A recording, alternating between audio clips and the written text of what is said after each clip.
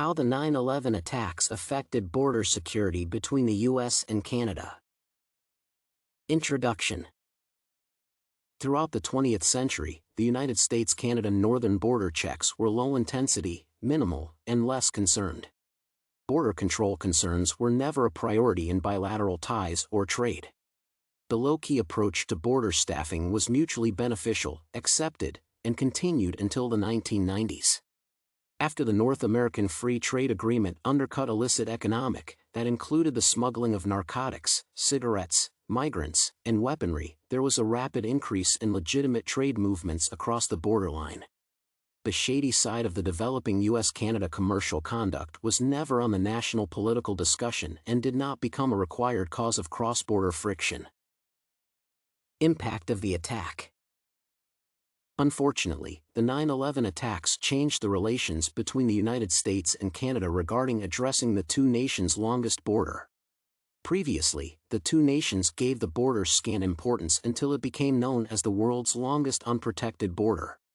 These incidents created a high level of worry since the U.S.-Canada boundary was a fully prepared political liability for the ones who condemned America's susceptibility to terrorism on lax border security. Even though the emphasis was on the United States-Canada boundary, the problem was terrorism. The new Border Patrol rhetoric resembled the older and more known drug and immigration security discourse that has defined U.S.-Mexico border relationships. Following the 9/11 terrorist attacks, the U.S. Congress ordered increased security agents stationed along the United States border.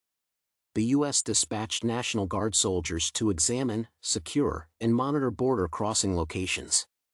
Furthermore, the United States Coast Guard ordered all vessels traveling across the border to be stopped for assessment to offer escort services to cargo ships, oil tankers, and gas. In addition to the incoming security guard, there was security technology and new surveillance. The U.S. deployed sophisticated camera sensors with night vision binocular capability and a satellite tracking device, and there were early indications of a military post being established near the border.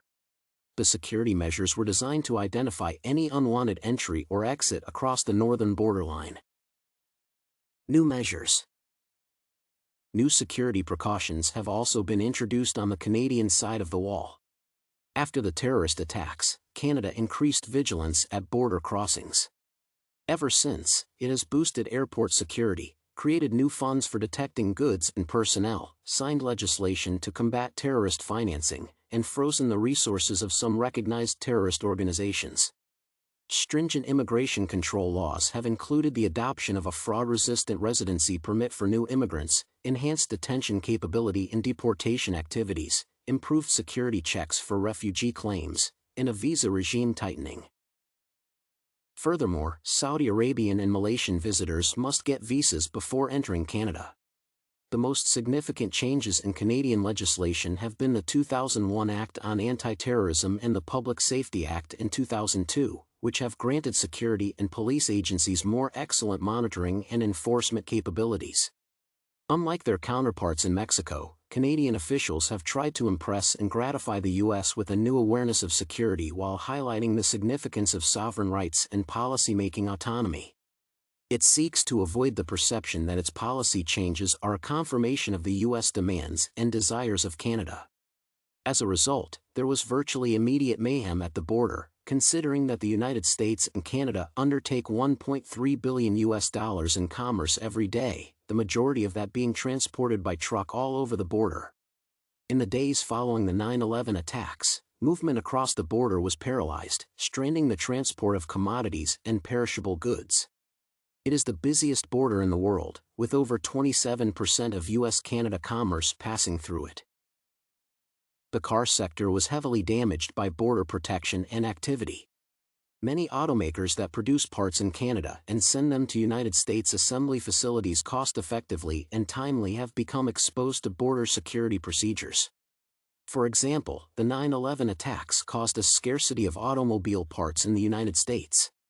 In response, Ford closed its engine factory in Windsor and its car parts in Detroit. Although many have highlighted the car industry's cross-border reliance as proof of mutual susceptibility to border closures, there is no reason to expect that the sector would not ultimately adjust to persistent border disruptions. However, eliminating the Canadian vehicle sector means eliminating the primary supply from the United States. The two nations can no longer disregard the border as they did before the 9/11 terrorist attacks. Policymakers in the United States and Canada are now attempting to safeguard the world's longest unprotected border. They want to build a border that serves as a superior police barricade and a business-friendly socio-economic bridge. Conclusion. The tensions and confrontations over border control concerns have historically characterized U.S.-Mexico ties. The same is becoming broadly relevant in U.S.-Canada ties. Before the 9/11 attacks, border control concerns between the United States and Canada were usually kept low-key and depoliticized. Nevertheless, after the 9/11 terrorist attacks, border protection issues have grown more visible and political. Some opponents claim that if the United States relies on Canada to secure its border, the problems encountered with Mexico will reoccur. The United States must safeguard its boundary with Canada while still allowing open flows of legitimate trade, but it must be vigilant against security risks and illegal trade.